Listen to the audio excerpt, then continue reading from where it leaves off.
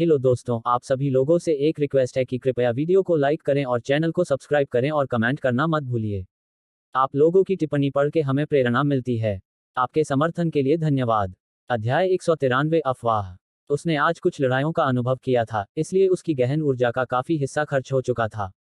भले ही वह ग्रैंड मायरीड पर्वतों में डार्कबीस्ट से डरता नहीं था, फिर भी सावधान रहना बेहतर था। आखिरकार डार्कबीस्ट यहाँ सबसे खतरनाक अस्तित्व नहीं थे, बल्कि मनुष्य थे। खास तौर पर भूत संप्रदाय और अन्य शक्तियों के राक्षसी प्रतिभाशाली लोग। उसने फ्लावर पैलेस के वेनरेन्यू की ताकत का अनुभव किया था, फिर भी वह ओरिजिन स्कूल और इंपीरियल अकादमी के किसी भी प्रसिद्ध शिष्य से नहीं मिला था जो फ्लावर पैलेस से बेहतर हो। इसलिए उसे हर समय एक शीर्ष अवस्था बनाए रखना था। असेंशन रैंकिंग उसकी मां की सुरक्षा से संबंधित थी, इसलिए उसे सावधान रहना था और बिल्कुल भी लापरवाह नहीं होना था। रात का पर्दा चुपचाप उतर आया। आसमान में न तो तारे थे और न ही चांद, और पूरी असेंशन पर्वत श्रृंखला अंधेरे में डूबी हुई थी। आओ! अचानक एक जोरदार चीख गूंजी। इस चीख के प्रकट होने के साथ ही इसके बाद लगातार कई चीखें गूंजने लगी, और चीखों की आवाजें पूरे काले असेंशन पर्वत श्रृंखला में उठती गिरती रहीं। भले ही मानव दीप शिक्षकों की आंखें अंधेरे के पार देख सकती थीं, लेकिन इसमें कोई संदेह नहीं था कि डार्कबीस्ट्स को रात में ज्यादा फायदा था। खास तौर पर कुछ खास डार्कबीस्ट जैसे नाइटबर्ड्स, जिनका सामना यांग यी ने डेथ एबिस के तल पर किया था। 6 महान शक्तियों और इंपीरियल अकादमी के प्रतिभाशाली लोगों के अलावा अन्य मानव प्रगाढ़ व्यक्ति जो आरोही रैंकिंग में भाग ले रहे थे, उन्हें राजा रैंक डार्कबीस्ट्स के सामने कोई लाभ नहीं था, रात के समय तो बिल्कुल भी नहीं। इसलिए जब आकाश धीरे धीरे अंधेरा हो गया, तो अनगिनत भाग लेने वाले प्रगाढ़ व्यक्तियों ने छिपने के लिए जगहें ढूंढ ली थीं। विशाल पेड़ पर यांग ये ने अचानक अपनी आंखें खोलीं और कुछ देर तक चुप रहा, फिर भौहें सिकोड़ लीं। क्योंकि उसने देखा कि 3 लोग चुपचाप उसकी ओर भाग रहे थे। जब वह अपने कंधे पर बैठे बैंगनी मिंट को देखने के लिए मुड़ा, तो उसने देखा कि छोटा सा साथी सो गया था। यांग ये ने अपना सिर हिलाया और बिना आवाज के हंसा। कोई आश्चर्य नहीं कि मैंने उन्हें तभी देखा जब वे 300 मीटर दूर पहुंच गए थे। तो छोटा सा साथी पहले ही सो गया था। यांग ये एक पल के लिए झिझका, और फिर उसने उन पर ध्यान न देने का फैसला किया। उसे लगा कि जब तक वे उसके साथ परेशानी की तलाश नहीं करते, तब तक यह ठीक है। कुछ ही देर में वे तीनों उस पेड़ के पास पहुंच गए जिस पर यांग ये छिपा हुआ था। कुछ देर की खामोशी के बाद यांग ये ने समूह के एक आदमी की आवाज सुनी। उस आदमी ने कहा, भाइयों, चलो आज रात यहीं आराम करते हैं। जब तक हम कोई बड़ा हंगामा नहीं करते, तब तक हम शायद किसी राजा रैंक डार्कबीस्ट का ध्यान आकर्षित नहीं कर पाएंगे। उनमें से एक ने भौहें सिकोड़ते हुए कहा, भाई हुआन किंग, मुझे लगता है कि इस जगह में कुछ गड़बड़ है। क्यों ना हम कोई दूसरी जगह तलाश लें। हुआन किंग नामक व्यक्ति ने अपना सिर हिलाया और कहा, भाई किंग हाई, पूरी असेंशन माउंटेन रेंज अलग लगती है। मुझे लगता है कि यह जगह छिपने के लिए एक अच्छी जगह है। आसपास के माहौल को देखें, कुछ पुराने पेड़ों के अलावा हम अपने आसपास की हर चीज देख सकते हैं। अगर हमें कोई किंग रैंक डार्कबीस्ट भी दिखाई दे, तो हम कम से कम समय में भाग सकते हैं। जब उसने यहां तक बात की, तो हुआन किंग ने अपने समूह की एकमात्र महिला को देखा और कहा, जूनियर सिस्टर हाइजू, आपको क्या लगता है। हाइजू नाम की महिला ने कुछ देर तक गहराई से सोचा, फिर सिर हिलाया और कहा, चलो भाई, हुआंग ने जो कहा है वैसा ही करते हैं। हुआंग किंग ने जब यह सुना तो वह मुस्कुराया और फिर उसने कहा, आज रात हम यहीं आराम करेंगे। कल सुबह होते ही हम और भी स्वतंत्र साधकों की तलाश करेंगे। ये राजा रैंक डार्कबीस्ट वास्तव में बहुत ही दुर्जय हैं। हम तीनों के साथ, हम उनसे निपट सकते हैं यदि हमारा सामना केवल 1 या 2 डार्कबीस्ट से होता है, लेकिन यदि हमारा सामना एक समूह से होता है, तो हम केवल भाग सकते हैं। बोलते बोलते वह उछलकर यांग यी के नीचे की शाखा पर चढ़ गया। उसके बाद दूसरा आदमी और औरत भी शाखाओं पर चढ़ गए, और उन्होंने खुद को छिपाने के लिए शाखाओं और पत्तियों का इस्तेमाल किया। उनकी हरकतों से यांग यी की पलकें फड़कने लगी, क्योंकि अगर वे थोड़ा और ऊपर कूदते, तो शायद आज रात खून बहना पड़ता। शाखाओं पर छलांग लगाने के बाद किंग हाई नामक व्यक्ति ने धीमी आवाज में कहा, अतीत में डार्कबीस्ट्स ने कभी समूह नहीं बनाए। मुझे आश्चर्य है कि इस बार किंग रैंक डार्कबीस्ट्स ने समूह क्यों बनाए हैं। यह इस हद तक है कि कई डार्कबीस्ट्स हम इंसानों से भी ज्यादा एकजुट हैं। अगर असेंशन माउंटेन रेंज के सभी किंग रैंक डार्कबीस्ट्स एकजुट हो जाते हैं, तो हम सभी जो इस बार असेंशन रैंकिंग में भाग ले रहे हैं, खतरे में पड़ जाएंगे। हुआंग किंग ने सिर हिलाया और कहा, यह वास्तव में सभी की उम्मीदों से बढ़कर था। अतीत में न केवल वे डार्कबीस्ट एक दूसरे के साथ एकजुट नहीं होते थे, बल्कि वे एक दूसरे से लड़ते भी थे। लेकिन इस बार पूरे रास्ते में हमने देखा है कि व्यवहारिक रूप से सभी डार्कबीस्ट ने समूह बना लिए हैं और शायद ही कभी अकेले हों। यह बहुत असामान्य है। शायद इन राजा रैंक डार्कबीस्ट्स के बीच एक नेता प्रकट हुआ है। इस बीच हाइजू, जो तुलनात्मक रूप से शांत थी, अचानक बोल पड़ी। हुआन किंग और किंग हाई ने जब यह सुना तो उनके हाव भाव बदल गए, और फिर हुआन किंग ने कहा, यह कैसे संभव हो सकता है। किंग रैंक डार्कबीस्ट बेहद घमंडी होते हैं। इसलिए स्पिरिट रैंक डार्कबीस्ट के अलावा उनके लिए उसी रैंक के किसी भी डार्कबीस्ट के सामने अपना सिर झुकाना असंभव है। किंग हाई ने सहमति में कहा, भाई हुआंग सही कह रहे हैं। भले ही यह राजा रैंक डार्कबीस्ट साम्राज्य का एक शाही व्यक्ति हो, फिर भी यह बहुत असंभव है कि वह अन्य सभी डार्कबीस्ट को अपनी आज्ञा का पालन करने के लिए मजबूर कर सके। हाइजू नामक महिला ने उन पर उदासीनता से नजर डाली, और फिर उसने कहा, यह कैसे संभव नहीं हो सकता। हमारी मानव जाति में युआन टोंग जैसी असाधारण राक्षसी प्रतिभा है, तो डार्कबीस्ट साम्राज्य में ऐसी प्रतिभा क्यों नहीं दिखाई दे सकती। जरा सोचिए, अगर yuan Tong ascension mountain range पर भाग लेने वाले सभी डिपॉफर्स को बुलाने के लिए तैयार है, तो कितने लोग उसका अनुसरण करेंगे। लेकिन राजा रैंक डार्कबीस्ट बेहद घमंडी लोग हैं। हुआन किंग ने तर्क दिया। रात के घूंघट के नीचे जू हाई ने एक गंभीर अभिव्यक्ति प्रकट की और कहा, यह वास्तव में इसी कारण से है कि यह और भी भयानक है। डार्कबीस्ट्स के बीच वह असाधारण राक्षसी प्रतिभा वास्तव में कितनी भयानक है कि वह इन बेहद गर्वित राजा रैंक डार्कबीस्ट्स को अपनी आज्ञा सुनने के लिए तैयार कर सकती है। सभी लोग चुप हो गए और रात और भी शांत लगने लगी। थोड़ी देर बाद जू हाई ने आगे कहा, मैंने सुना है कि डार्कबीस्ट साम्राज्य के शाही कबीले, गोल्ड बेहेमोथ कबीले, स्टील एप कबीले, स्वर्ग भक्षण करने वाले पायथन कबीले और स्कॉयहाउल डेमन वुल्फ कबीले, जिनके पास दिव्य जानवर का पौराणिक रक्त है, सभी ने अपने कुलों के कुलीनों को असेंशन माउंटेन रेंज में भेज दिया है। शायद आप दोनों ने इन 4 कुलों के बारे में नहीं सुना है, लेकिन आपको बस यह जानना है कि ये कबीले ताकत के मामले में 6 महान शक्तियों से कम नहीं हैं। वे 6 महान शक्तियों से कमतर नहीं हैं। जब उन्होंने यह सुना, तो किंग हाई और हुआन किंग दोनों के भाव बदल गए, और उनके चेहरे धीरे धीरे गंभीर हो गए। इसका क्या मतलब था? सीधे शब्दों में कहें तो 6 महाशक्तियों के प्रतिभाशाली शिष्यों के अलावा उन तीनों जैसे अन्य स्वतंत्र साधक भी संभवतः मर जाएंगे यदि उनका सामना इन कुलों के सदस्यों से हो। हाइजू, क्या वे 4 कबीले वास्तव में इतने डरावने हैं? हुआन किंग ने धीमी आवाज में पूछा। हाइजू ने सिर हिलाया और कहा, अतीत में मुझे ग्रैंड मायरीड पर्वतों में अनुभव और संयम प्राप्त करते समय एक स्टील एप को देखने का सौभाग्य मिला था। इसका शरीर एक छोटे पहाड़ की तरह बहुत विशाल था, और यह इसका सबसे भयानक पहलू नहीं था। सबसे भयानक पहलू इसकी ताकत थी। मैंने अपनी दोनों आंखों से देखा कि कैसे उस स्टील एप ने, जिसने किंग रैंक हासिल नहीं की थी, अपनी विशाल हथेलियों का उपयोग करके 30 मीटर से अधिक ऊंचे और लगभग 15 मीटर चौड़े पहाड़ को चूर्ण में बदल दिया था। यहाँ तक कि कुछ उच्च स्तरीय गहन रैंक तकनीकों में भी ऐसी ताकत नहीं होती है, फिर भी उस स्टील एप ने केवल एक आकस्मिक हमला किया था, और वह किंग रैंक पर भी नहीं था। हुआन किंग ने धीमी आवाज में कहा, यह ठीक होगा यदि इन डार्कबीस्ट्स की कमान इन 4 कुलों के हाथों में हो, लेकिन यदि ऐसा नहीं है तो। हुआन किंग ने यहाँ तक बोलने के बाद अपनी बात जारी नहीं रखी। हालांकि हाइजू और किंग हाई दोनों के हाव भाव गंभीर हो गए थे। अगर एक डार्कबीस्ट जो 4 डार्कबीस्ट कबीलों से भी ज्यादा भयानक था, तो वास्तव में 4 कबीलों के कुलीनों को अपनी आज्ञा का पालन करने के लिए मजबूर करना कितना भयानक होगा। पेड़ के थोड़ा ऊपर यांगे के चेहरे पर भी एक गंभीर भाव था। शुरू से ही उसने हमेशा ग्रैंड मायरीड माउंटेन के डार्कबीस्ट्स की उपेक्षा की थी या उन्हें कम आंका था, क्योंकि उसके साथ छोटा सा साथी था। हालांकि जब उसने हाइजू नामक महिला को सुना, तो उसे लगा कि यह मामला शायद सरल नहीं था। भले ही वह छोटा सा साथी बेहद दुर्जय था, लेकिन वह अजेय नहीं था। सौभाग्य से बैंगनी मिंक के अलावा उसके साथ 7 और बड़े साथी थे। इसलिए जब उसे भी शामिल कर लिया गया, तो उनके समूह को शायद डार्कबीस्ट्स के बीच उस राक्षसी प्रतिभा से डरने की कोई जरूरत नहीं होगी। दरअसल भले ही उसके पास छोटा साथी और 7 बड़े साथी न हो, यांगे बिल्कुल भी नहीं डरता था, क्योंकि वह हमेशा अपनी पूरी ताकत से लड़ने के लिए तरसता था। उसने वेनरेन यू के साथ उस लड़ाई में अपनी पूरी ताकत का इस्तेमाल नहीं किया था, और इस वजह से उसके दिल में थोड़ी नाराजगी थी। लेकिन यह ठीक था, क्योंकि वह अंत में डार्कबीस्ट्स या ओरिजिन स्कूल के राक्षसी प्रतिभाशाली लोगों के बीच उस राक्षसी प्रतिभा से लड़ेगा। क्योंकि यांगी का लक्ष्य आरोही रैंकिंग में प्रथम स्थान पर होना था।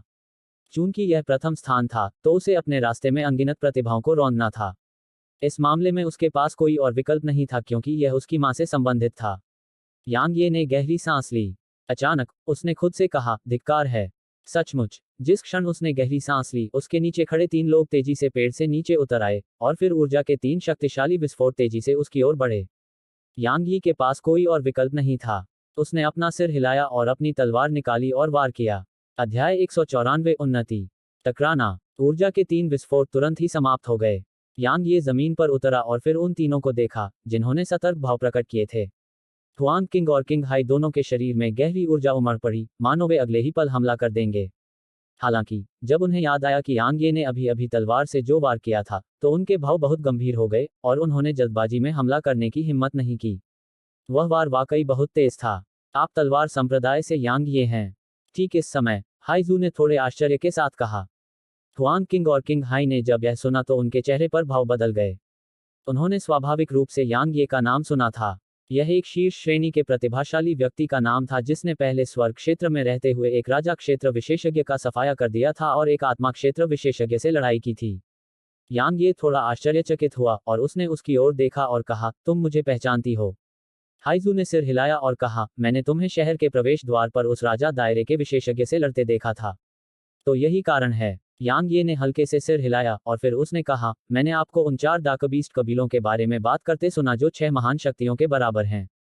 क्या आपके पास उनके बारे में विस्तृत जानकारी है? हाइजू ने एक पल के लिए गहराई से सोचा और फिर कहा, मेरे पास कोई विस्तृत जानकारी नहीं है। यहाँ तक आप भी जानते हैं कि डार्कबीस्ट इंसानों को अपने क्षेत्र के मुख्य क्षेत्रों में कदम रखने से रोकते हैं। हालांकि एक बात मैं पुष्टि कर सकती हूँ, 4 महान डार्कबीस्ट कबीले बेहद डरावने हैं और वे डरावने हैं भले ही वे किंग रैंक डार्कबीस्ट ना बने हों। जब उसने यहाँ तक बात की तो वह एक पल के लिए रुकी और फिर उसने यांग ये को देखा और कहा, बेशक वे केवल हमारे लिए डरावने हैं। यांग ये मुस्कुराया और इस बारे में पूछना बंद कर दिया। उसने उन 2 अन्य लोगों की ओर देखा जिनके चेहरे पर अभी भी थोड़ी सतर्कता थी और कहा, मेरा आप सभी के प्रति कोई बुरा इरादा नहीं है। जैसे ही उसने बोलना समाप्त किया, उसने उन पर कोई ध्यान नहीं दिया और वह पेड़ पर चढ़ गया और ऊर्जा पत्थरों को अवशोषित करना जारी रखा। उन तीनों ने एक दूसरे की ओर देखा और एक क्षण के लिए झिझके, फिर भी उन्होंने इस स्थान को छोड़कर छिपने के लिए कोई अन्य स्थान तलाशने का निर्णय लिया। ग्रैंड मायरी पर्वतों में कोई न्याय और नैतिकता नहीं थी। यांग ये के पास एक जबरदस्त ताकत थी। भले ही अब उनके प्रति उसका कोई बुरा इरादा नहीं था, लेकिन कोई भी गारंटी नहीं दे सकता था कि यह हमेशा ऐसा ही रहेगा।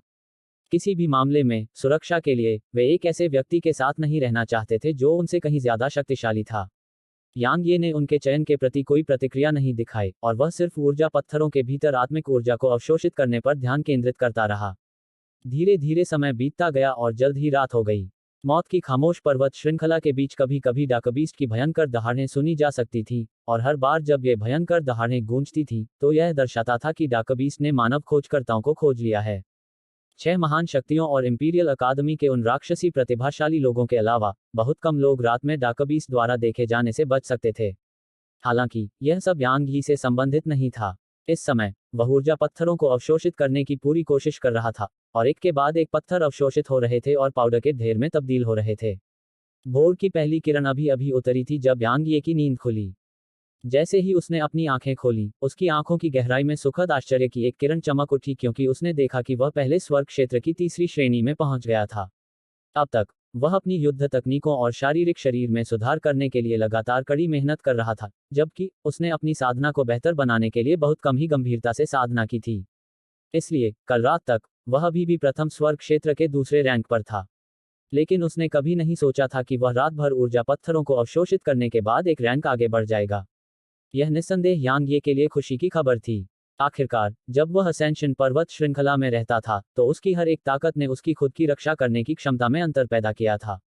जैसे कि उसने कुछ सोचा हो, यांग ये ने अपनी आंखें थोड़ी सी बंद की और जल्दी से अपने शरीर के भीतर भंवर में दुनिया को स्कैन किया। जैसा कि उसने उम्मीद की थी, भंवर में जगह एक बार फिर से फैल गई थी जब वह पहले स्वर्ग क्षेत्र की तीसरी रैंक में आगे बढ़ा। यांग ये के चेहरे पर मुस्कान तब और बढ़ गई जब उसने इस बदलाव को देखा। हालांकि उसे नहीं पता था कि उस छोटे भंवर की उत्पत्ति क्या थी, लेकिन उसके मन में इस बात को लेकर कोई संदेह नहीं था कि यह एक बहुत ही भयानक चीज थी। इसके अलावा जबकि उसे अभी भी इसके वास्तविक प्रभावों का पता नहीं था, उसे एक पल के लिए भी संदेह नहीं था कि इसके मौजूदा प्रभाव पहले से ही बेहद भयानक थे। यांग ये ने अपना सिर हिलाया और इस बारे में सोचना बंद कर दिया और फिर उसने अपना सिर उस बैंगनी मिंक की ओर देखा जो अभी भी गहरी नींद में सो रहा था। वह बिना आवाज के हंसा, उस छोटे से साथी को अपनी बाहों में भर लिया और फिर दक्षिण की ओर भाग गया। हालांकि वह अभी कुछ दूर ही गया था कि वह एक बार फिर रुक गया क्योंकि 3 लोग मिलकर पास के पहाड़ के किनारे एक किंग रैंक डार्कबीस्ट पर हमला कर रहे थे। ये 3 लोग कोई और नहीं बल्कि वे 3 लोग थे जिनसे उसका मामूली झगड़ा हुआ था। यांग ये उस डार्कबीस्ट को जानता था जिससे वे लड़ रहे थे क्योंकि उसने पहले भी ऐसा ही डार्कबीस्ट देखा था। यह फ्लेमरॉर लान कबीले का हिस्सा था और फर्क सिर्फ इतना था कि यह किंग रैंक पर था। उन तीनों में बहुत अच्छी ताकत थी। तार्किक रूप से कहें तो उनके लिए एक साथ मिलकर किंग रैंक डार्कबीस्ट को हराना कोई समस्या नहीं होनी चाहिए। हालांकि यांग ये को आश्चर्य हुआ कि वे तीनों मिलकर किंग रैंक डाकबीस्ट पर घेराबंदी नहीं कर रहे थे, बल्कि इसके बजाय फ्लेमरॉर शेर उन तीनों को दबा रहा था। यांग ये की दिलचस्पी तब जागृत हुई जब उसने यह देखा। वह सभी दुर्जय राजा रैंक डाकबीस्ट्स में रुचि रखता था क्योंकि यह दर्शाता था कि उसे एक असाधारण अधीनस्थ मिल सकता है। जब उसने यहाँ तक सोचा, तो यांग ये ने कोई कदम उठाने का विकल्प नहीं चुना, बल्कि छिप गया और उसने उनके बीच लड़ाई देखी। टकराना। हुआंग किंग ने अपनी हथेली फ्लेमरोआ शेर के सिर पर पटकी। हालांकि उसे कोई नुकसान नहीं पहुंचा। इसके विपरीत हुआंग किंग उड़कर उड़ गया।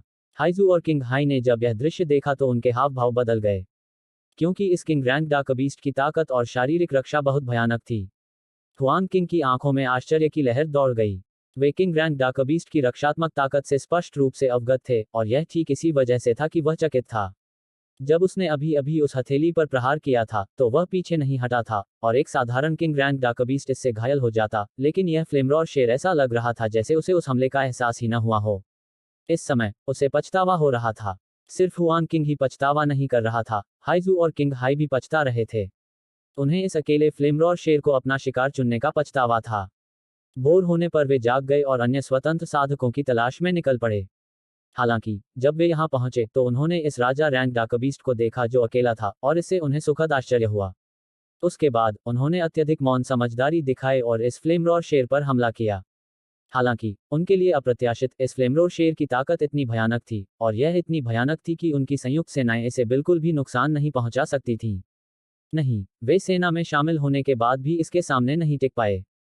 अगर उन्होंने आपस में कोई मौन समझौता नहीं किया होता, तो शायद वे अब तक इसके पेट में पहुंच चुके होते। हुआंग किंग को पीछे धकेलने के बाद फ्लेमरोर शेर ने हमला करना बंद नहीं किया। उसने अपना सिर उठाया और दहाड़ते हुए हुआंग किंग की ओर छलांग लगाई, जो उड़ते हुए उड़ा दिया गया था।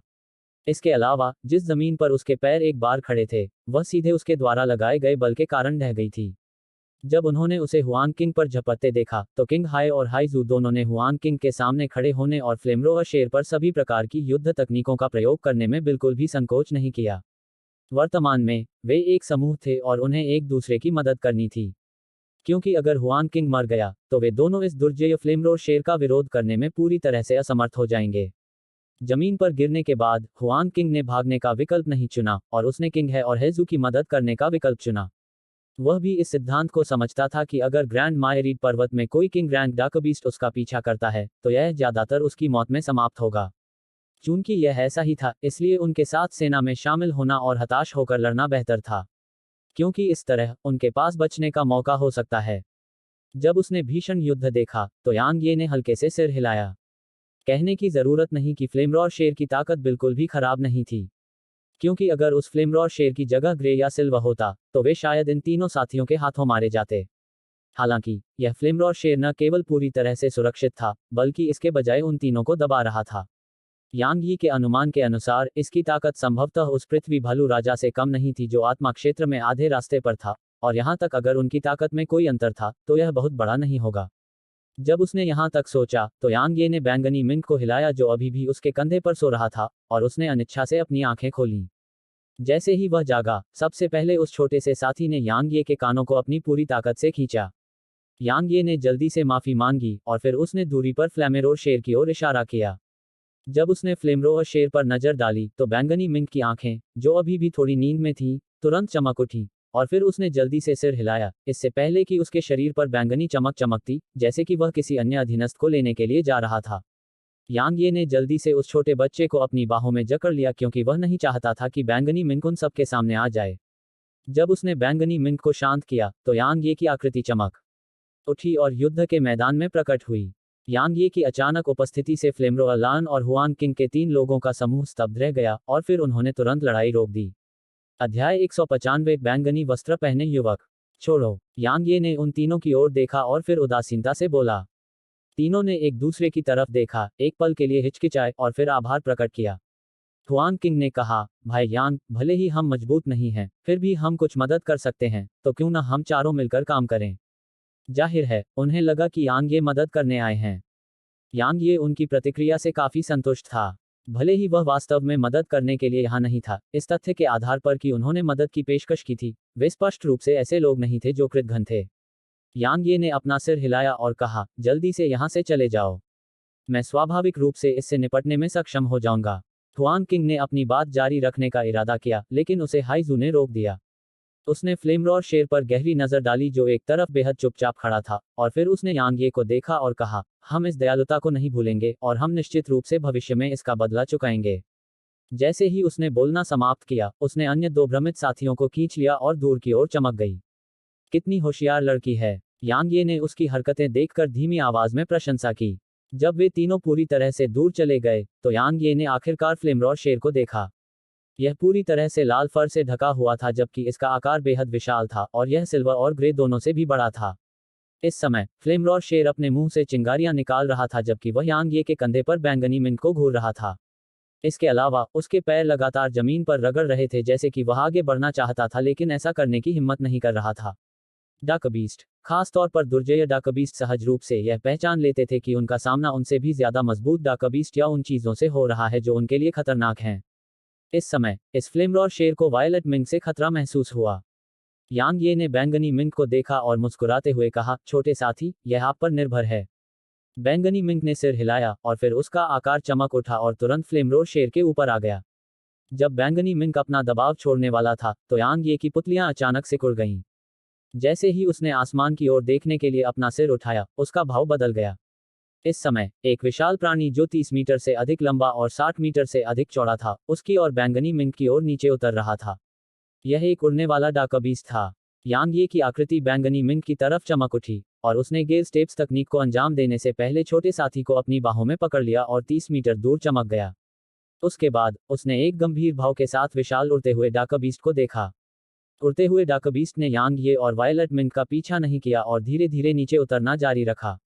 जब वह जमीन के करीब आया, तो यांग ये ने आखिरकार उसका पूरा रूप देखा और उसने उसे ग्रैंड मायरीड पर्वत से आए लाइटनिंग ईगल के रूप में पहचाना। लाइटनिंग ईगल बहुत बड़ा था और आधे दिन में 5000 किलोमीटर से ज्यादा की दूरी तय कर सकता था। अगर यह बिजली के तूफान के दौरान होता, तो इसकी गति और भी तेज होती क्योंकि यह बिजली की ऊर्जा का इस्तेमाल कर सकता था। जहां तक इसकी लड़ाकू शक्ति का सवाल है, यह थोड़ा कमजोर था।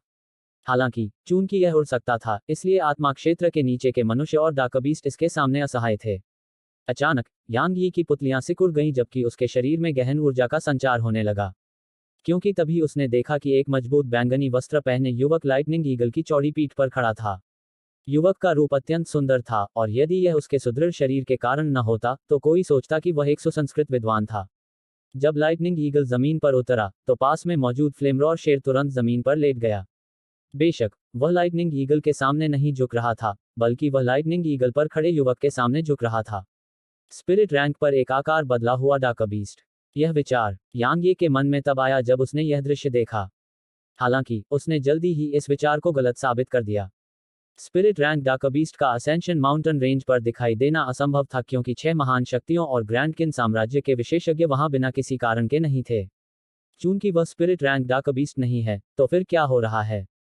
यांग ये को यकीन था कि यह युवक निश्चित रूप से इंसान नहीं था। बैंगनी वस्त्र पहने युवक लाइटनिंग ईगल की पीठ से धीरे धीरे नीचे उतरा और यांग ये के पास पहुंचा। उसने यांग ये को अनदेखा करने से पहले यांग ये पर एक नजर डाली, और फिर उसने यांग ये के आलिंगन में बैंगनी मिंक को देखा। जब उसने बैंगनी मिंक को देखा तो उसकी आंखों में एक गंभीर भाव चमक उठा, और फिर उसके होंठ हल्के से खुल गए और खामोश लहरें बैंगनी मिंक की ओर तैरने लगीं। इस समय बैंगनी मिंक अब चंचल और शरारती नहीं थी। उसने बैंगनी वस्त्र पहने युवक को देखा, अपने छोटे पंजे से युवक के बगल में बैठे फ्लेमरोर शेर की ओर इशारा किया, और फिर यांग ये की ओर इशारा किया। यह स्पष्ट था कि उसका क्या मतलब था। युवक के चेहरे पर भाव बदल गए। उसने यांग यी की ओर देखा और फिर धीरे से अपना सिर हिलाया। जब बैंगनी मिंक ने देखा कि युवक अपना सिर हिला रहा है, तो वह क्रोधित हो गया। अपने छोटे से पंजे की एक लहर से बैंगनी रोशनी की एक किरण तुरंत युवक के सामने आ गई। युवक का चेहरा एक बार फिर बदल गया। उसने बैंगनी रोशनी की उस किरण पर मुक्का मारने से पहले अपने दाहिने हाथ को मुट्ठी में भींच लिया। टकराना। बैंगनी प्रकाश बिखर गया। छोटा सा साथी गुस्से में था। उसकी आकृति हवा में चमक उठी, जबकि एक अदृश्य दबाव ने आकाश और पृथ्वी को ढक लिया और वह युवक और उन दो अन्य डाकबीस्ट्स की ओर बढ़ गया। बैंगनी वस्त्र पहने युवक ने जब इस दबाव को महसूस किया तो उसकी पुतलियां सिकुड़ गईं और वह कुछ कदम पीछे हटने के अलावा कुछ नहीं कर सका। उसने जोर से चिल्लाते हुए अपनी दाहिनी हथेली को चपटा किया और उसे आगे की ओर दबाया। उसके बाद उसने अचानक अपनी हथेली को मोड़ा और एक भयानक आभा की किरण बैंगनी मिंक के दबाव का विरोध करने के लिए विस्फोटक रूप से बाहर निकली। हालांकि बैंगनी मिंक का दबाव और भी मजबूत होता जा रहा था और इसने युवक को लगातार पीछे हटने पर मजबूर कर दिया। जहां तक युवक के बगल में लाइटनिंग ईगल और फ्लेमरोलान की बात है, इस समय ये दोनों डाकबीस्ट जमीन पर सपाट पड़े थे और उनके शरीर हिंसक रूप से कांप रहे थे। ऐसा लग रहा था जैसे प्रलय का दिन उन पर उतर आया हो। जब उसने देखा कि बैंगनी मिंक युवक के साथ युद्ध में उतर आया है, तो यांग ये स्वाभाविक रूप से चुपचाप खड़ा नहीं रहा।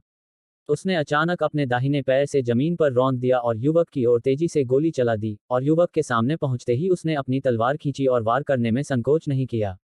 जब युवक ने यांग ये को विस्फोटक तरीके से गोली चलाते देखा तो वह ठंडी आवाज में गुर्राया और उसकी आंखों में तिरस्कार की झलक दिखाई दी। उसने अपना बायां हाथ मुट्ठी में बांध लिया और फिर उसे यांग ये की ओर उछाल दिया। झंकार। वायलेट स्पिरिट की तलवार हिंसक रूप से कांपने लगी और फिर उसके पूरे हाथ में सुन्नता फैलने लगी। यांग ये अपने दिल में चौंक गया। वह इस बात से हैरान था कि इस युवक की रक्षा कितनी दुर्जय थी, क्योंकि उसका हमला वास्तव में युवक की रक्षा को भेदने में असमर्थ था। बेशक उसने अपनी पूरी ताकत का इस्तेमाल नहीं किया था। युवक ने आश्चर्य से यांग ये की ओर देखा और कहा, आपके हमले की ताकत खराब नहीं है, लेकिन बस इतना ही। जैसे ही उसने कहा, उसका बायां हाथ पीछे की ओर चला गया और वह यांग ये पर हमला करने वाला था। हालांकि ठीक इसी समय बैंगनी प्रकाश की एक किरण अचानक उसके सामने प्रकट हुई। अचानक प्रकट हुई इस बैंगनी प्रकाश की किरण ने युवक के चेहरे के हाव भाव बदल दिए। यह हमला वाकई बहुत अजीब था और यह अचानक कहीं से भी प्रकट हो गया। युवक के पास अपने हमले को रोकने, पीछे की ओर चमकने और बैंगनी प्रकाश की इस किरण से बचने के अलावा कोई विकल्प नहीं था। ठीक उसी समय जब युवक 10 मीटर पीछे की ओर चमका था, बैंगनी रोशनी की एक और किरण फिर से उसके सामने प्रकट हुई। इस बार उसकी आंखों में एक अत्यंत गंभीर और हैरान करने वाला भाव दिखाई दिया। यह सिर्फ इतना ही नहीं था, एक अदृश्य दबाव ने उसे बलपूर्वक दबा दिया। हालांकि इस दबाव की ताकत इतनी असहनीय नहीं थी कि वह बगल में खड़े अन्य दो डाकबीस्ट की तरह हो जाए, लेकिन इसने उसे बेहद असहज महसूस कराया, जैसे कि उसके हाथ और पैर बंधे हुए हों। इस बार युवक ने चकमा नहीं दिया।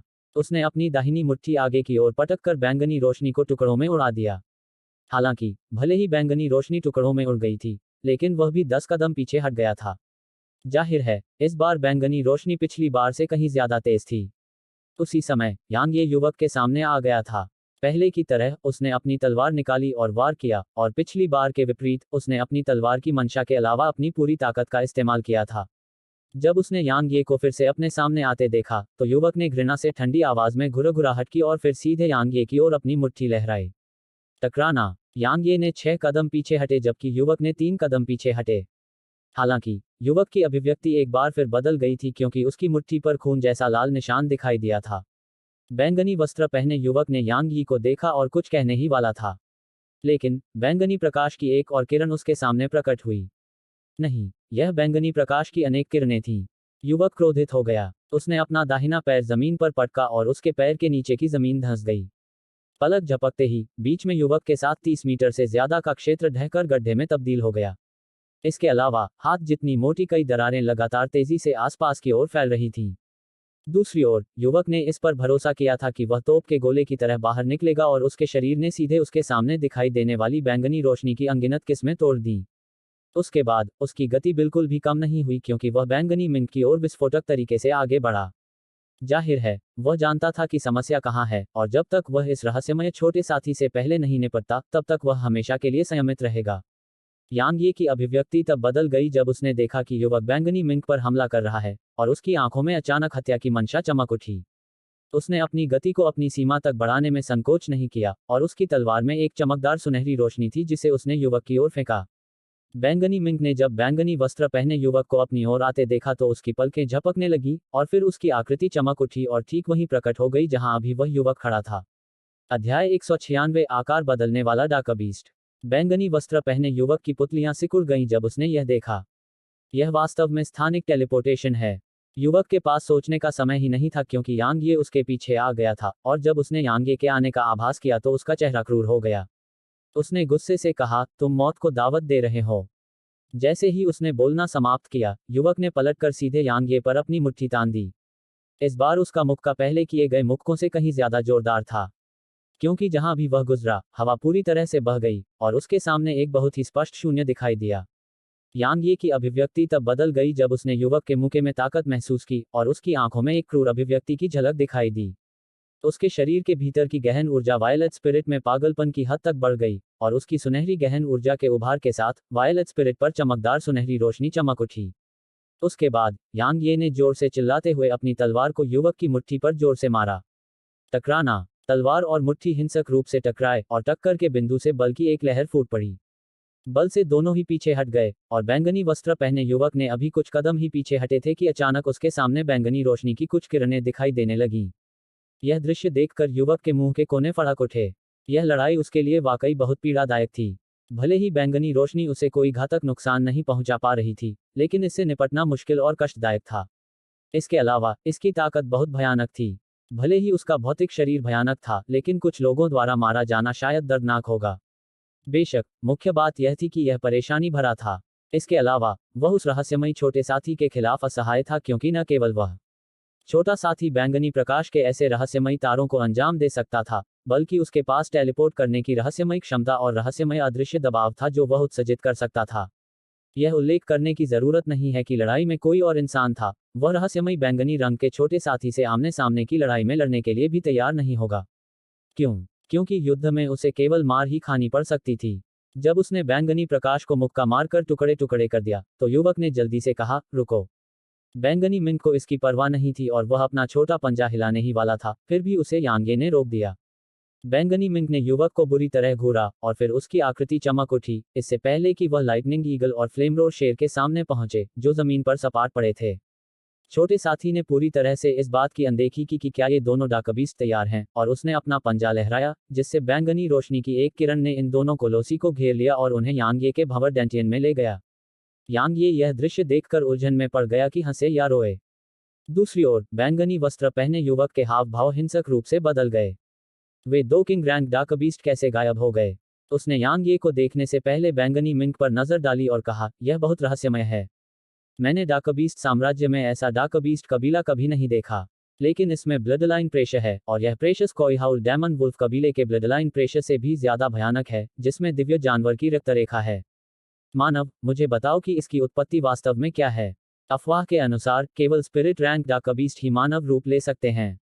आप स्पिरिट रैंक पर नहीं हैं, फिर भी आपने मानव रूप ले लिया है। ऐसा क्यों है? यांगे ने एक सवाल के साथ जवाब दिया। युवक का चेहरा उतर गया और वह धीमी आवाज में बोला, मानव, मैं यहाँ प्रश्न पूछ रहा हूँ। यांगे ने ठंडी आवाज में कहा। अपनी कलाई को घुमाते हुए उसने वायलेट स्पिरिट को जमीन में दबा दिया और कहा, मेरे साथ इस तरह के सवालिया लहजे का इस्तेमाल मत करो। मुझे पता है कि तुम हमसे नहीं डरते, लेकिन हमारे लिए भी यही बात है। अगर तुम अपनी मानसिकता को ठीक नहीं कर सकते, तो हम फिर से लड़ सकते हैं। युवक ने तिरस्कार से कहा, अगर तुम्हारे कंधे पर वह छोटा सा लड़का न होता, तो क्या तुम मुझे चुनौती देने की योग्यता रखते? मानव, तुम अपने आप को बहुत ऊंचा समझते हो। मैं तुम्हें आखिरी बार बताऊंगा, मुझे वह बताओ जो मैं जानना चाहता हूं, और मैं इसके लिए तुम्हारी जान बख्श दूंगा। वरना, हम्फ। अपनी कलाई के एक झटके से यांगे ने वायलेट स्पिरिट को दूर कर दिया, और फिर उसने वायलेट मिंक को थपथपाया और कहा, आज्ञाकारी बनो और देखो। मदद मत करो, देखो मैं उससे कैसे निपटता हूँ। जैसे ही उसने बोलना समाप्त किया, यांगे का चेहरा चमक उठा, और उसने उस युवक पर विस्फोटक तरीके से गोली चला दी। यांगे युवक की अवमानना उपेक्षा से बिल्कुल भी क्रोधित नहीं हुआ, क्योंकि वह जानता था कि डाकबीस्ट केवल ताकत का सम्मान करते हैं। अगर किसी के पास ताकत नहीं है, तो डाकबीस्ट को किसी व्यक्ति का सम्मान करने के लिए मजबूर करना व्यावहारिक रूप से असंभव है। बेशक, उसने हमला करने की पहल नहीं की थी क्योंकि वह चाहता था कि युवक उसका सम्मान करे। वह यह देखना चाहता था कि शारीरिक शक्ति और रक्षा के मामले में उसके और डाकबीस्ट साम्राज्य के एक सच्चे राक्षसी प्रतिभाशाली व्यक्ति के बीच कितना अंतर है। यांगे ने पीछे हटने की हिम्मत नहीं की और न ही उसने पीछे हटने की कोशिश की। उसकी सुनहरी गहरी ऊर्जा उसके शरीर के भीतर पागलपन की हद तक बढ़ गई, और उसकी बाहों पर हल्की सुनहरी रोशनी उभर आई। यांगे की हरकतों को देखकर युवक ने घृणा से ठंडी आवाज में कहा, इस इंसान की तलवार चलाने की तकनीकें बुरी नहीं हैं। अगर वह तलवार चलाता, तो शायद उससे निपटना थोड़ा मुश्किल होता। हालांकि, उसने अपनी तलवार को अपनी मुट्ठियों के लिए छोड़ दिया है। क्या वह मौत को दावत नहीं दे रहा है? जब वह बैंगनी वस्त्र पहने युवक के सामने पहुंचा, तो यांगे ने कोई भी अजीब हरकत नहीं की, और जैसा कि युवक ने पहले किया था, उसने अपनी मुट्ठी पटक दी। यह सरल एवं प्रत्यक्ष था। युवक की प्रतिक्रिया भी बहुत सीधी और सरल थी, और उसने भी अपनी मुट्ठी पटक दी। ऐसे ही, दो मुट्ठियां टकरा गईं। टकराना। एक दबी हुई आवाज के साथ जमीन के टुकड़े टुकड़े हो गए, जहां वे खड़े थे। उसके बाद यांग ये 10 कदम पीछे हट गया, जबकि युवक सिर्फ 3 कदम पीछे हटा। हालांकि यांग ये की ओर युवक की नज़र में पहले जैसी अवमानना थी, बल्कि अब वहां सिर्फ आश्चर्य और जिज्ञासा थी। यांग ये ने अपना सिर हिलाया जब उसने देखा कि वह 10 कदम पीछे हट गया है। मेरी शारीरिक शक्ति अभी भी डार्क बीस्ट साम्राज्य के इन असली राक्षसी प्रतिभाओं से बहुत कम है। ऐसा लगता है कि अगर मेरे पास इसके बाद समय है, तो मुझे अपनी शारीरिक शक्ति और रक्षा में सुधार करने के लिए एल्डम्यू से मिलना चाहिए। बैंगनी वस्त्र पहने युवक ने यांग ये को घूरते हुए कहा, मानव, मैंने अभी आपको कम आंका था। मुझे कभी उम्मीद नहीं थी कि आपकी शारीरिक शक्ति पहले से ही मेरे डार्क बीस्ट साम्राज्य के कुछ राजा रैंक डार्क बीस्ट के बराबर है। आपने यह कैसे हासिल किया? क्या यह महत्वपूर्ण है? यांग ये ने उदासीनता से कहा, और फिर उसका शरीर एक बार फिर विस्फोटक ढंग से आगे बढ़ा। यह साथ ही एक शानदार स्पैरिंग पार्टनर था, और अगर वह इस अवसर को हाथ से जाने देता तो शायद उसे दूसरा मौका नहीं मिलता। इसलिए स्वाभाविक रूप से वह सिर्फ एक छोटी सी परीक्षा के बाद रुकने का इरादा नहीं रखता था। भले ही आपका भौतिक शरीर मेरे डार्क बीस्ट साम्राज्य के राजा रैंक डार्क बीस्ट के बराबर है, फिर भी मेरी राय में यह बहुत कमजोर है। जब उसने ये शब्द बोलना समाप्त किया, तो युवक ने एक कदम आगे बढ़ाया जबकि उसके पैर थोड़े मुड़े हुए थे। थोड़ी देर की खामोशी के बाद उसने अचानक जमीन पर पैर पटका, और उसका शरीर उछलकर यांग ये के ऊपर आ गया, इससे पहले कि वह अपना दाहिना पैर उठाए और यांग ये पर जोर से वार करे। यांग ये की स्वर्णिम गहन ऊर्जा उसकी मुट्ठियों में उमड़ पड़ी, और फिर उसने जोर से चिल्लाते हुए अपनी मुट्ठियों को तेजी से ऊपर की ओर उछाला। अपनी स्वर्णिम गहन ऊर्जा से प्रेरित होकर यांग ये की मुट्ठियां सोने की मुट्ठियों की तरह थीं जो बेहद चमकदार थीं। बेशक इसकी ताकत भी बेहद भयानक थी, और जहां भी उसकी मुट्ठियां गुजरी, हवा के फटने की आवाज गूंज उठी। टकराना। उनके हमले आपस में टकराए और इससे जमीन जोर से हिलने लगी। अगले ही पल यांग ये के पैर सीधे जमीन में धंस गए और यांग ये को केंद्र में रखकर कई मोटी और बड़ी दरारें तेजी से आसपास की ओर बहने लगीं। इस समय यांग ये की अभिव्यक्ति अत्यंत गंभीर थी, क्योंकि जब युवक के पैर ने उसकी मुट्ठियों पर दबाव डाला था तो उसे लगा कि यह किसी एक व्यक्ति की ताकत नहीं थी, बल्कि यह एक पहाड़ के वजन जैसा था। अगर उसके पास सुनहरी गहन ऊर्जा से मिलने वाला बढ़ावा नहीं होता, तो केवल उसकी शारीरिक शक्ति और बचाव ही इस बैंगनी वस्त्र पहने युवक की एक भी लात को सहने के लिए पूरी तरह से अपर्याप्त होता। ठीक जब वह एक बार फिर बल लगाने वाला था, यांग ये अचानक जोर से चिल्लाया और बैंगनी वस्त्र पहने युवक को ऊपर धकेलते हुए जमीन से तेजी से बाहर निकला। युवक ने ठंडी आवाज में गुर्राहट की और एक बार फिर ताकत लगाई, जिससे ऊपर की ओर बढ़ रहे यांग ये को एक बार फिर तुरंत नीचे दबा दिया गया।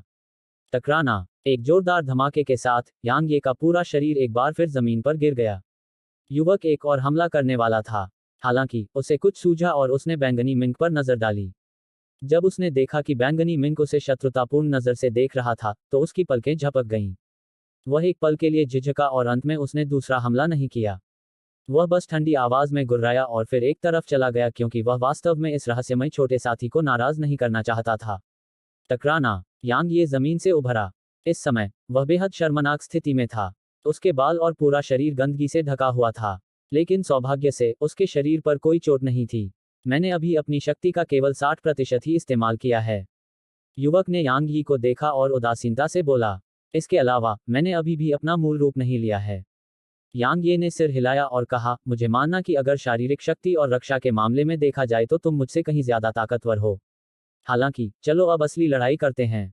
जैसे ही उसने बोलना समाप्त किया, उसकी कलाई के एक मोड़ के साथ वायलेट स्पिरिट उसकी हथेली में प्रकट हुई। उसी समय तलवार की एक किरण निकली और युवक को घेर लिया। जब उसने यांग ये की तलवार की मंशा को महसूस किया, तो उसके चेहरे के भाव बदल गए और उसने कहा, तलवार की मंशा, यह वास्तव में तलवार की मंशा है। मानव, ऐसा लगता है कि मैंने अभी अभी तुम्हें बहुत कम आंका है। लेकिन अगर तुम तलवार की मंशा से मुझे हराने का इरादा रखते हो, तो मुझे यह बताने की अनुमति दो कि तुम बहुत भोले हो। अध्याय 197 युद्ध। जब यांग ये ने तलवार थामी और स्वॉर्ड इंटेंट का इस्तेमाल किया, तो उसकी भव्य आभा अत्यंत भयंकर हो गई। कभी कभी वायलेट स्पिरिट से सुनहरी तलवार की रोशनी की कुछ किरणें निकलती और जमीन पर उतर आती। हर बार ऐसा होने पर जमीन पर कुछ काले छेद दिखाई देते। ऊर्जा विभाजित तलवार तकनीक। एक जोरदार चिल्लाहट के बीच यांग ये ने अपने हाथ में वायलेट स्पिरिट को पकड़ लिया और दूर से वायलेट लबादे वाले युवक की ओर वार किया। एक पल में वायलेट स्पिरिट की नोक से तलवार की दो सुनहरी किस्में विस्फोटक रूप से बाहर निकलीं। उसी समय उसकी आकृति चमक उठी और उसकी तलवार ने कई प्रतिरूप पीछे छोड़ दिए, क्योंकि वह वायलेट लबादे वाले युवक की ओर चमका। शायद दूसरे लोग डार्क बीस्ट्स का सामना करते समय लंबी दूरी की लड़ाई से ज्यादा कुछ नहीं चाहते होंगे, लेकिन यांग ये की राय में वह नजदीकी मुकाबले के लिए ज्यादा उपयुक्त था। क्यों? क्योंकि उसकी ताकत उसके प्रतिद्वंद्वी की रक्षा को भेद सकती थी। तलवार की मंशा से मिले प्रोत्साहन के साथ तलवार की क्यूई की सुनहरी किस्में और भी तेज हो गईं। एक सांस लेने के समय से भी कम समय में तलवार की क्यूई ने लगभग 30 मीटर की दूरी तय की और युवक के सामने पहुंच गई। युवक ने एक साधारण मुक्का मारने से पहले ठंडे स्वर में गुर्राहट की। टकराना। यांग ये की सुनहरी तलवार की क्यू तुरंत हवा में बिखर गई, जबकि युवक के चेहरे पर थोड़ा बदलाव आया, क्योंकि उसकी मुट्ठी पर 2 खून के लाल निशान उभर आए थे। जैसा कि स्वॉर्ड इंटेंट से उम्मीद की जाती है, यह वास्तव में तेज है, युवक ने धीमी आवाज में कहा, और फिर उसका चेहरा यांग ये की ओर चमक उठा। यांग ये ने एक क्रूर अभिव्यक्ति प्रकट की जब उसने देखा कि युवक विस्फोटक तरीके से आगे बढ़ रहा है, और उसने अपनी तलवार निकाली और तेजी से युवक पर वार किया। इस समय वायलेट स्पिरिट ने यांग ये की तलवार की मंशा और सुनहरी गहन ऊर्जा से प्रेरित होकर वास्तव में भयानक शक्ति प्रकट की। यह इस हद तक तेज था कि इसने कई भौतिक प्रतिरूपों को पीछे छोड़ दिया, और यह इतना भयानक था कि इसके सामने अंतरिक्ष भी थोड़ा सा हिल गया। युवक ने इस हमले को टाला नहीं, उसने इसे रोकने की कोशिश की। उसने इसे अपने सिर की ओर वार करने दिया, जबकि उसकी मुट्ठी सीधे यांग यी की छाती की ओर जा लगी। वह अपनी जान मेरे लिए देने का इरादा रखता है। यह सवाल यांग ये के दिमाग में बस कौंध रहा था। उसे स्वाभाविक रूप से विश्वास नहीं हुआ कि युवक ऐसा मूर्खतापूर्ण कदम उठाएगा। चूंकि ऐसा नहीं था, तो युवक अपने बचाव में पर्याप्त रूप से आश्वस्त था। जब उसने यहां तक सोचा, तो यांग ये ने अपनी ताकत बढ़ा दी। उसने यह मानने से इनकार कर दिया कि युवक के सिर की रक्षा इतनी दुर्जय होगी कि वह उसके द्वारा किए गए हमले का विरोध कर सकेगी, जो उसकी स्वर्णिम गहन ऊर्जा और तलवार के इरादे के पहले स्तर से बड़ा हुआ था। झंकार। यांग ये की तलवार का वार सीधे युवक के सिर पर लगा। हालांकि युवक के सिर के 2 टुकड़े होने का अपेक्षित दृश्य नहीं हुआ था। इसके विपरीत यांग ये की तलवार वापस उछल गई। टकराना। ठीक इसी समय युवक की मुट्ठी ने यांग ये की छाती पर जोरदार प्रहार किया। यांग ये के चेहरे पर मुक्का लगने से उसकी अभिव्यक्ति हिंसक रूप से बदल गई, और उसका शरीर तुरंत धनुष की तरह मुड़ गया। उसके पैर जमीन पर घिसट रहे थे और उसका शरीर उड़ रहा था, और वह लगभग 60 मीटर तक उड़ता रहा, फिर आखिरकार रुक गया। इस समय यांग ये के मुंह के कोने से धीरे धीरे खून की एक धार बह रही थी। दूसरी ओर युवक के माथे पर 1 सेंटीमीटर गहरा निशान चौंकाने वाला था, लेकिन उसमें से खून नहीं निकला था। युवक ने यांग ये को देखा और पहली बार उसकी आंखों में गंभीरता थी। उसने कहा, मेरे स्टील लैब के कबीले की सबसे मजबूत रक्षा हमारे सिर पर है।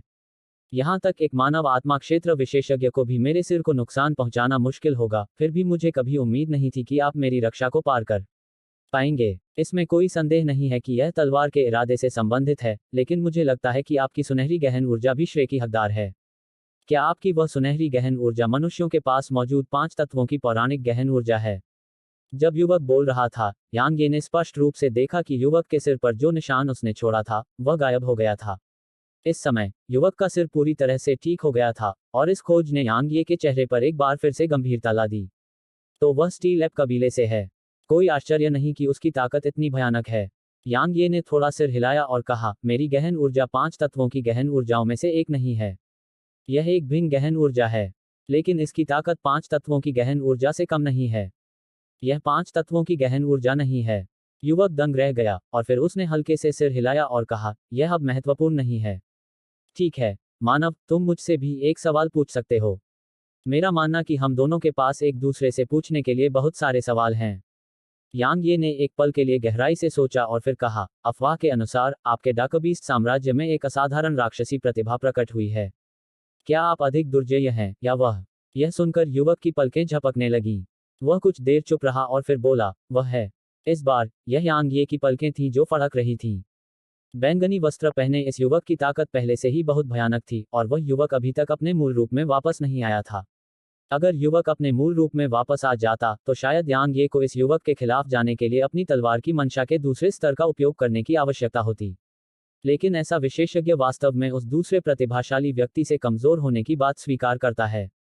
वह प्रतिभा कितनी जबरदस्त है।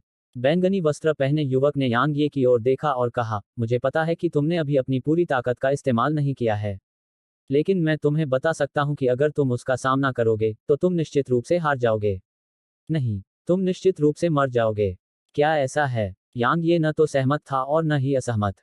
वह अहंकारी नहीं था, लेकिन उसे वास्तव में किसी ऐसे व्यक्ति से डरने की जरूरत नहीं थी जो उसके समान ही साधना क्षेत्र में था। युवक को कुछ सूझा और उसने बैंगनी मिंक की ओर देखा और कहा, बेशक तुम्हें इसकी सहायता मिल रही है, इसलिए वह भी तुम्हारा कुछ नहीं बिगाड़ पाएगा। अगर यह मुझे किनारे से व्यस्त रखे और तुम पूरी ताकत से लड़ो, तो शायद मेरे पास भागने के अलावा कोई विकल्प नहीं होगा। यांग ये ने अपने कंधे पर बैठे बैंगनी मिंक की ओर इशारा करते हुए कहा, आपके डाकबीस्ट साम्राज्य का वह राक्षसी प्रतिभाशाली प्राणी इसकी तुलना में कैसा है? बैंगनी मिंक ने युवक को देखने से पहले पलकें झपकाईं और फिर उसने अपने छोटे छोटे पंजे हिलाए, जबकि उन पर हल्की बैंगनी रोशनी टिमटिमा रही थी। युवक की पलकें झपकने लगीं। उसने एक पल के लिए गहराई से सोचा और फिर कहा, अगर ताकत के मामले में तो वह ज्यादा दुर्जय है, लेकिन अगर रहस्यमयता और असामान्यता के मामले में तो आपके कंधे पर बैठा छोटा सा आदमी श्रेष्ठ है।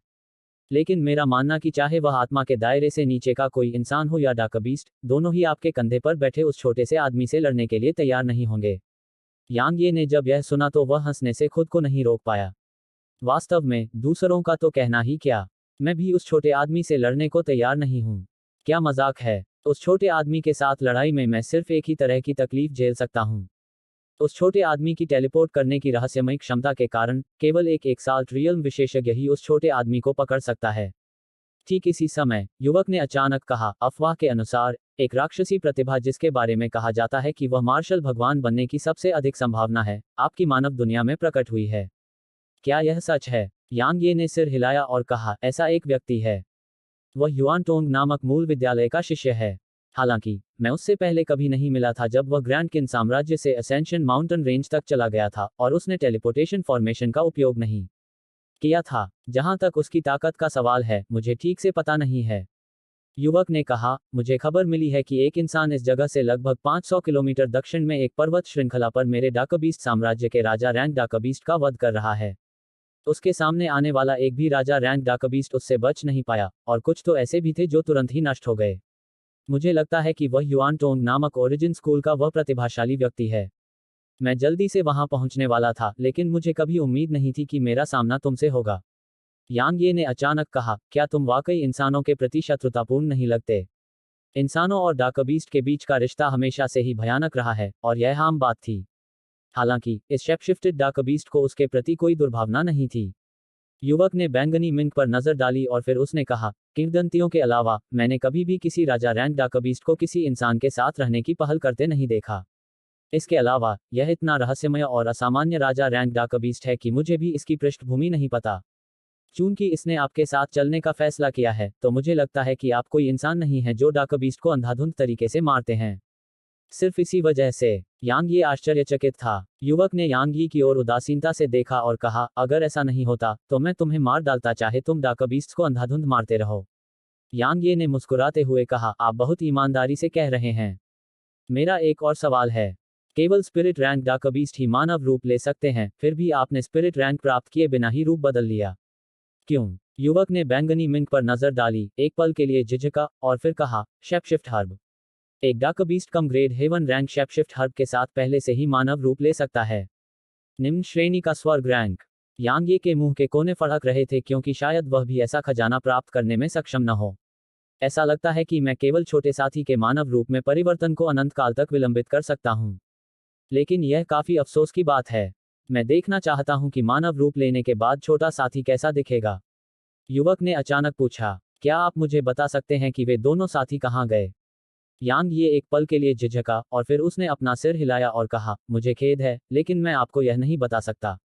लेकिन चिंता मत करो, मेरे साथ रहना, ठीक है? मेरा मतलब है कि छोटे साथी के साथ रहना निश्चित रूप से आपके साथ रहने से बेहतर है। अध्याय 198। बैंगनी मिंक अपनी शक्ति प्रदर्शित कर रहा है। बैंगनी वस्त्र पहने युवक ने बैंगनी मिंक पर एक नजर डाली और फिर मुड़कर दक्षिण की ओर चल पड़ा। हालांकि वह कुछ ही कदम आगे बढ़ा था कि अचानक रुक गया और बोला, मुझे लगता है कि तुम इंसानों और हम डाकबीस्ट्स के बीच बहुत बड़ी लड़ाई होने वाली है। क्योंकि कोई ऐसा व्यक्ति जो सभी अन्य प्रतिभाओं को नियंत्रित कर सकता है, दोनों पक्षों में प्रकट हुआ है। मैं केवल यही उम्मीद करता हूं कि उस समय हम दुश्मन न हों। जैसे ही उसने बोलना समाप्त किया, युवक यहां और नहीं रुका और दूर कहीं गायब हो गया। यांग ये ने मुस्कुराते हुए उस छोटे से साथी को अपनी बाहों में पकड़ लिया।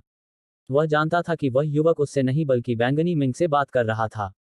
वास्तव में अगर वह छोटा सा साथी मनुष्य के पक्ष में खड़ा होता, तो कुछ किंग रैंक डाकबीस्ट के अलावा अन्य किंग रैंक डाकबीस्ट उसके दबाव को झेलते हुए कैसे लड़ सकते थे? वे बस हार मान सकते थे। युवक के जाने के बाद यांग ये ने लाइटनिंग ईगल और फ्लेमरॉर लान को बाहर आने दिया, और जब उसने इन दो विशालकाय शेरों को देखा तो उसकी आंखें चमक उठीं और उसके चेहरे पर मुस्कान छा गई। वर्तमान में उसके पास 9 किंग रैंक डाकबीस्ट थे। 9। यह किस तरह की धारणा थी? बेशक यह अभी भी उसकी राय में थोड़ा कम था। क्यों? क्योंकि उसका दुश्मन फ्लावर पैलेस था। नॉकिंग रैंक डार्क बीस्ट का उल्लेख नहीं करना, यहाँ तक 90 भी बेकार होंगे। जब उसने यहाँ तक सोचा तो यांग ये के चेहरे पर मुस्कान धीरे धीरे गायब हो गई और उसने धीमी आवाज में कहा, मैं अभी भी अंत में बहुत कमजोर हूँ। अपनी वर्तमान ताकत के साथ वह फूल महल के खिलाफ जाने में पूरी तरह से असमर्थ था। भले ही उसे भविष्य में फूल महल को हिला देने की अपनी क्षमता पर भरोसा था, लेकिन क्या उसकी मां तब तक इंतजार कर पाएगी? जवाब था नहीं। सीधे शब्दों में कहें तो उसे असेंशन रैंकिंग में पहला स्थान हासिल करना था, क्योंकि ऐसा करके ही वह असेंशन टोकन प्राप्त कर सकता था और तभी वह अपने लिए और भी ज्यादा समय खरीद सकता था। यांग ये ने गहरी सांस ली और उसकी आंखों में ठंडी चमक चमक उठी। उसने धीमी आवाज में कहा, आरोहण रैंकिंग में प्रथम। जो भी मेरा रास्ता रोकेगा, मैं उसे मार डालूंगा। झनकार। ठीक इसी समय बैंगनी आत्मा ने अचानक तलवार की आवाज निकाली और फिर बैंगनी प्रकाश की एक किरण अचानक उसके भीतर से विस्फोटक रूप से बाहर निकली और यांग ये को घेर लिया। इस अचानक और अप्रत्याशित घटना के कारण यांग ये के कंधे पर बैठे बैंगनी मिंग के चेहरे पर भाव बदल गए। उसने अपनी पलक झपकाई और फिर अपनी आकृति चमक उठी और वह सीधे उस बैंगनी प्रकाश के आवरण से बाहर निकल गई। दूसरी ओर यांग ये ने अपनी तलवार की मंशा का उपयोग करने में भी संकोच नहीं किया, जिससे वह बाहर निकलकर बैंगनी प्रकाश की उस परत की ओर बढ़ गई। हालांकि बैंगनी प्रकाश केवल कांप उठा, लेकिन टूटा नहीं। यांग ये की पुतलियां सिकुड़ गईं क्योंकि उसने अभी अभी अपनी तलवार की मंशा के दूसरे स्तर का उपयोग किया था। यांग ये ने अपनी आंखें थोड़ी सी बंद की और अपने मन में सभी विचलित करने वाले विचारों को त्याग दिया। ठीक उसी समय जब वह अपने प्रबुद्ध तलवार हृदय का उपयोग करने वाला था, उसके हाथ में मौजूद वायलेट स्पिरिट तलवार अचानक उसकी पकड़ से मुक्त हो गई और यह बैंगनी प्रकाश की एक किरण में बदल गई जो आकाश में उड़ गई और उसके ऊपर चक्कर लगाने लगी। अचानक यांग ये एक अजीब स्थिति में प्रवेश कर गया।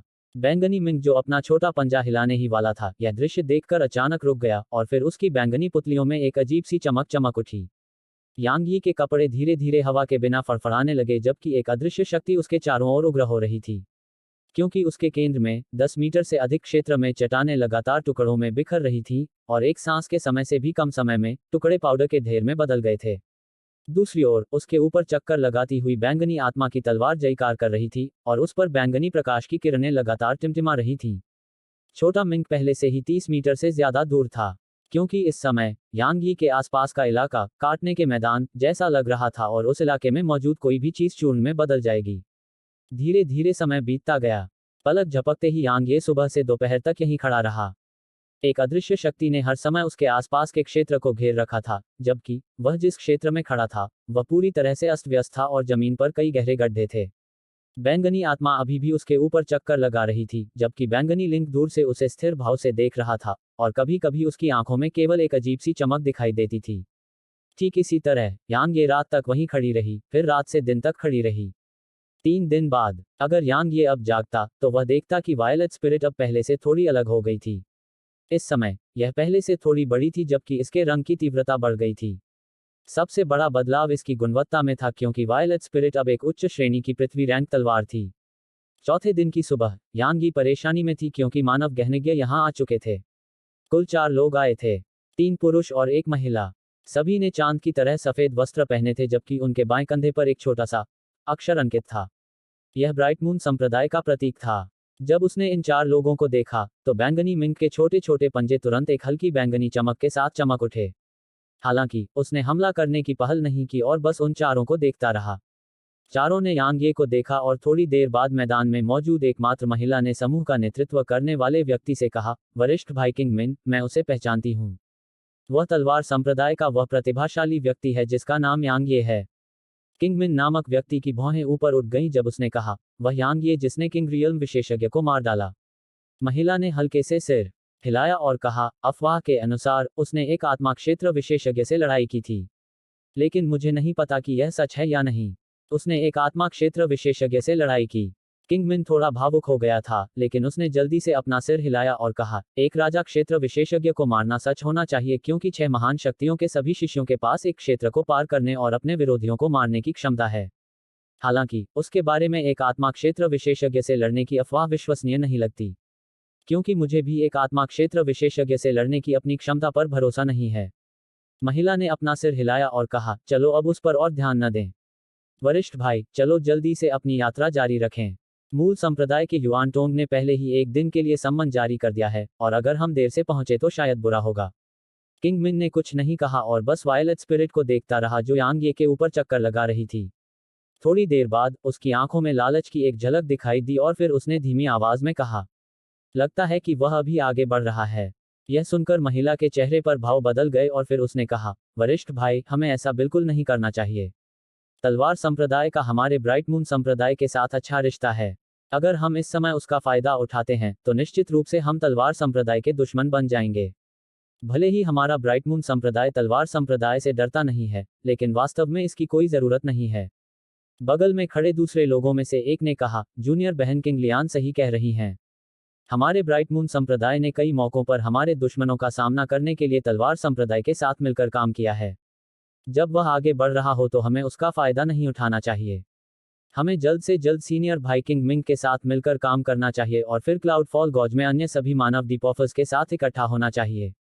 किंग मिन ने धीमी आवाज में कहा, क्या आप सभी उस तलवार को देख रहे हैं?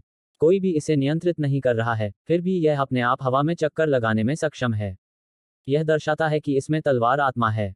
इसके अलावा मुझे ऐसा लगता है कि इसकी गुणवत्ता पृथ्वी रैंक के निम्न श्रेणी से कम नहीं है और यह एक मध्यम श्रेणी की पृथ्वी रैंक तलवार भी हो सकती है।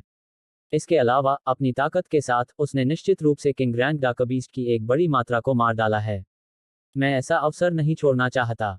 जब उन्होंने किंग मिन की आवाज सुनी तो उसके पीछे खड़े बाकी 3 लोगों ने यांग ये के ऊपर घूम रही तलवार को देखा। किंग लियान के अलावा बाकी 2 लोगों की आंखों में लालच की चमक दिखी। किंग लियान ने आह भरी और फिर उसने कहा, तलवार संप्रदाय के शिष्यों की संख्या जिन्होंने आरोही रैंकिंग में भाग लिया है, हमारे ब्राइट मून संप्रदाय से कहीं अधिक है। अगर हम आज उसके खिलाफ कोई कदम उठाते हैं तो हम निश्चित रूप से तलवार संप्रदाय के उन शिष्यों को नाराज कर देंगे। ठीक इसी समय किंग मिन ने अचानक किंग लियान को टोकते हुए कहा, अगर तलवार संप्रदाय के अन्य शिष्य यहाँ मौजूद होते तो हम स्वाभाविक रूप से उसके खिलाफ कोई कदम नहीं उठाते। हालांकि आपने भी देखा होगा कि वह अब बिल्कुल अकेला है। इसके अलावा वह एक सफलता के बीच में भी है। अगर हम चारों अब हमला करते हैं तो हम निश्चित रूप से उसे एक ही बार में मार पाएंगे। किंग लियान आगे बोलना चाहती थी लेकिन उसके बगल में खड़े एक आदमी ने अचानक कहा, वरिष्ठ भाई किंग मिन सही कह रहे हैं। यह एक अवसर है और हम इसे हाथ से जाने नहीं दे सकते। यह एक पृथ्वी रैंक की तलवार है। यहाँ तक कि हमारे ब्राइट मून संप्रदाय के पास भी पृथ्वी रैंक के बहुत से खजाने नहीं हैं। किंग मिन ने यह सुनकर सिर हिलाया और फिर उसने किंग लियान पर कोई ध्यान नहीं दिया और कहा, चलो एक साथ आगे बढ़ते हैं और उसे एक ही झटके में मारने का प्रयास करते हैं। याद रखें कि उसे भागने की अनुमति नहीं दी जा सकती है। जैसे ही उसने यह बात कही, उसने आक्रमण का नेतृत्व किया और यांग यी की ओर तेजी से बढ़ा, और जिस क्षण वह आगे बढ़ा, उसके पीछे खड़े अन्य 2 लोगों ने भी तेजी से अपनी चाल तकनीकों का उपयोग करते हुए उसका पीछा किया। किंग लियान ने एक पल के लिए हिचकिचाहट दिखाई, फिर भी अंत में हमला नहीं किया। ऐसा नहीं था कि वह दयालु थी, बल्कि ऐसा इसलिए था क्योंकि यह आवश्यक नहीं था। भले ही वह तलवार संप्रदाय के इस शिष्य के खिलाफ कोई कदम नहीं उठाना चाहती थी, लेकिन तलवार संप्रदाय के एक शिष्य की खातिर अपने ही संप्रदाय के शिष्यों के खिलाफ कदम उठाना उसके लिए और भी असंभव था। ठीक उसी क्षण जब ब्राइट मून संप्रदाय के वे 3 शिष्य आगे बढ़े, बैंगनी प्रकाश की 3 किरणें अचानक उनके सामने प्रकट हुईं और उनके मार्ग में बाधा उत्पन्न कर दी। बैंगनी प्रकाश की ये किरणें अचानक प्रकट हुईं, जिससे उनके हाव भाव हिंसक रूप से बदल गए। किंग मिन की प्रतिक्रिया बहुत तेज थी। जैसे ही बैंगनी प्रकाश प्रकट हुआ, उसने जल्दी से अपनी चाल ढाल की तकनीक का इस्तेमाल करते हुए 10 मीटर बाईं ओर कदम बढ़ाया और बैंगनी प्रकाश से बच निकला। हालांकि उसके बगल में खड़े 2 अन्य शिष्य इतने भाग्यशाली नहीं थे। बैंगनी प्रकाश उन पर पड़ा और वे वहीं मर गए। किंग लियान और किंग मिन के हाव भाव हिंसक रूप से बदल गए और फिर पहली बार उन्होंने उस छोटे साथी को देखा जिसे उन्होंने पहले सीधे नजरअंदाज कर दिया था। हेलो दोस्तों, आप सभी लोगों से एक रिक्वेस्ट है कि कृपया MP स्टोरी बॉय चैनल को सब्सक्राइब करें और वीडियो को लाइक करें। कमेंट करना मत भूलिए। धन्यवाद।